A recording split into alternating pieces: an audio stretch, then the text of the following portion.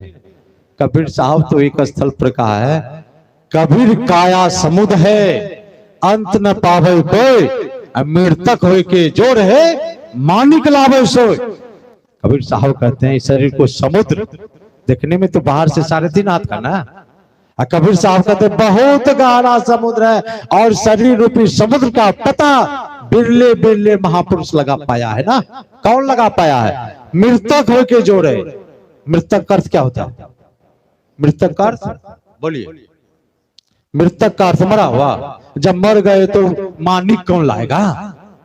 कबीर साहब कहते हैं कबीर काया समुद्र है अंत न पावे कोई, मृतक हो के जोड़े। जिन्होंने अपने इंद्रियों को मार लिया है, जिन्होंने अपने इंद्रियों को वश में कर लिया है, वही महापुरुष इस शरीर रूपी समुद्र में जो मणि है उनको प्राप्त करता है। बाहर के समुद्र जाएंगे देखने के लिए, उसमें भी रत्न है।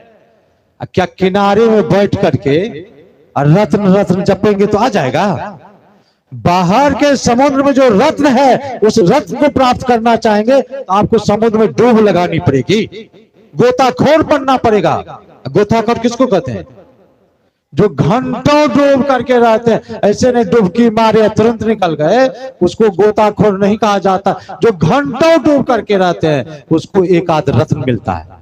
बाहर के समुद्र में जो रत्न मिलता है उस रत्न का कीमत है। और कबीर साहब कहते हैं इस शरीर रूपी समुद्र के अंदर जो रत्न है, एक भी रत्न को जिसने प्राप्त कर लिया, चाहे किसी भी जाति के हैं, हिंदू मुस्लिम सिख ईसाई जैन, किसी भी जाति के हैं, गरीब है अमीर है, पढ़े हैं अनपढ़े हैं, स्त्री है पुरुष है, अगर जिस दिन इस शरीर रूपी समुद्र के अंदर से एक भी रत्न को प्राप्त कर लेंगे तो कबीर साहब कहते हैं कि आपके चरण पर दुनिया के लोग लोट पोट करना शुरू कर देगा। कबीर साहब ने कहा मैं मर जीवा समुद्र का, डुबकी मारी एक, मुट्ठी लाया ज्ञान का, जामे वस्तु अनेक। संत कबीर साहब ने कहा इस शरीर रूपी समुद्र में मैंने एक बार डूब लगाई और एक ज्ञान रूपी रत्न को लेकर बाहर निकला और दुनिया के पंडित और विद्वानों का खोपड़ी चकाचौंध में पड़ गया। कितना सुंदर शरीर है। और इस शरीर में हम आप क्या डालते हैं? जब सब देवता इस शरीर में है, इस शरीर को परमात्मा बनाया, तो इसमें क्या डालते हैं? एक बार एक पशु ने ब्रह्मा जी के पास गया और ब्रह्मा जी से पशु ने कहा आप जो इस मनुष्य को बड़े भाग मानुष तन पावा कहते हैं, क्यों कहते हैं? ये तो बहुत बेईमान है, बड़ा दुराचारी है, अत्याचारी है, इसको आप बड़े भाग मानुष तन पावा क्यों नहीं कहते हैं? ब्रह्मा जी को पशु ने कहा आप घोड़े के पीठ पर एक आदमी बैठने की व्यवस्था की है। घोड़े के पीठ पर कितने आदमी बैठेंगे? एक आदमी। और पशु ने कहा ब्रह्मा जी से जिसको आप बड़े भाग मानुष तन बाबा कहते, एक बेईमान आदमी तांगा बनाता है और तांगा को उस घोड़ा में जोड़ता है, उस पर 12 आदमी बैठाता है। कितना बेईमान है, इतना दुराचारी है, और इसको कहते हैं बड़े भाग मानुष तन बाबा। पशु ने कहा भेड़ के शरीर पर आप बाल दिए हैं, भेड़ को सर्दी गर्मी सर्दी से बचने के लिए ना, ठंडी से बचने के लिए, और जिसको आप बड़े भाग मानुष तन पावा कहते हैं, बेईमान आदमी भेड़ के शरीर पर के बाल मोड़कर अपना कम्बल स्वेटर मफलर बना करके तो ठंडी काट लेता है और भेड़ी सुकड़ती रहती है। तब तक में एक बकरी आ गई। बकरी ने कहा कि बहन ये बेईमान आदमी तुम्हारा सिर्फ बाल मोड़ा, ये बेईमान आदमी तो मुझे ही खा मुड़ करके हजम कर गया। एक गाय है, गाय महीनों से भूखी है, ध्यान से सुनिए, एक गाय महीनों से भूखी है, मरणासन पर है गाय। अब गाय के सामने आप मांस का लोथरा रख देंगे तो गाय खाएगी? खाएगी गाय? नहीं खाएगी। बैल खाएगा? घोड़ा खाएगा? नहीं खाएगा।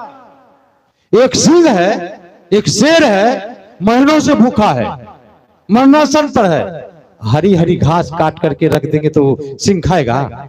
वो मर जाएगा, नहीं खाएगा। एक पशु को इतना ज्ञान है कि मेरा भोजन वो नहीं है। पशु है ना, उसको ज्ञान है ना कि मेरा भोजन वो नहीं है। जो अपने को ज्ञानी कहता है, इसको ज्ञान है कि मेरा भोजन क्या है कि नहीं है ज्ञान इसको? इसको कुछ भी ज्ञान नहीं है। आप एक तरफ रसगुल्ला रख दीजिए, एक तरफ मांस। कुत्ता को खोल दीजिए, कुत्ता पहले क्या खाएगा? मांस को खाएगा। एक तरफ रसगुल्ला रख दीजिए, एक तरफ मांस। अब मनुष्य को खोल दीजिए, दोनों को हजम कर जाएगा। उसको पता नहीं है घास क्या है, मांस क्या है, क्या है, खरपतवार क्या, सबको हजम कर देगा। मनुष्य को इतना ज्ञान नहीं है। इसलिए तो संत कबीर साहब को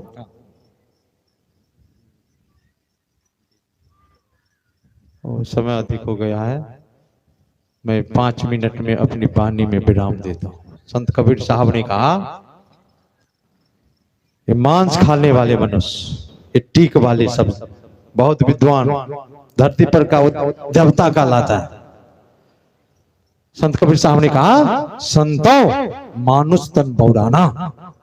संत कबीर साहब कहे हैं, इस संसार में ऐसे कुछ लोग हैं, मनुष्य का शरीर पा करके उन्मत्त हो गया। कितना?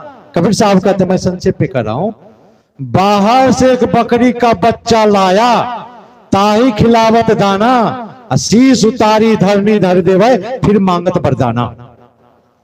दुर्गा पूजा से पहले मवेशी हाट से क्या लाता है? पाठा खरीद कर दाना खिला करके हिच फुस बना देता है। और दुर्गा पूजा के दिन कहां ले जाता है?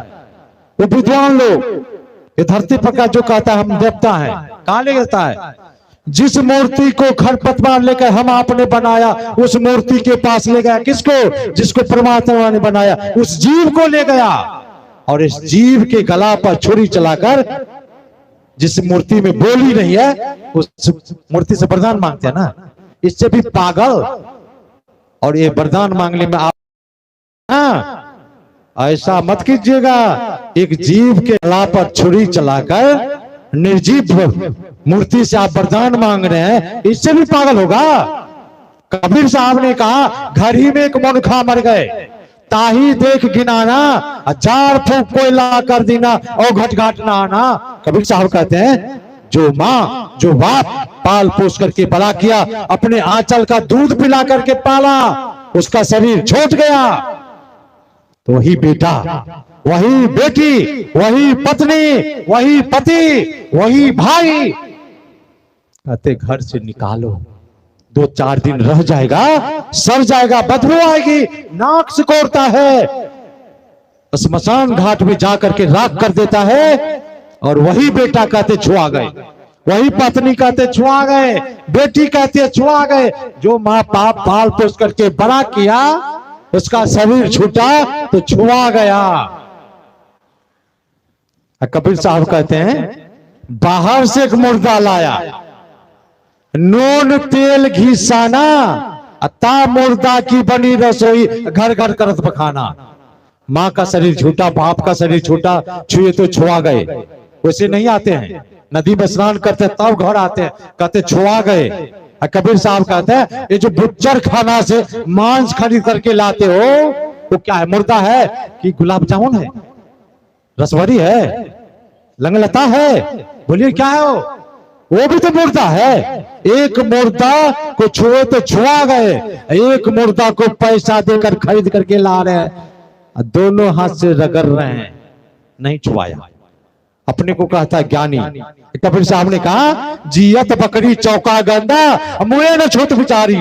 जब वही बकरी जिंदा रहती है और मांस खाने वाले आदमी के भोजन में मुंह दे देती है, तो कहते छुआ गया, फेंको, नहीं कहता है। कबीर साहब कहते, मुए न छूत बिचारी।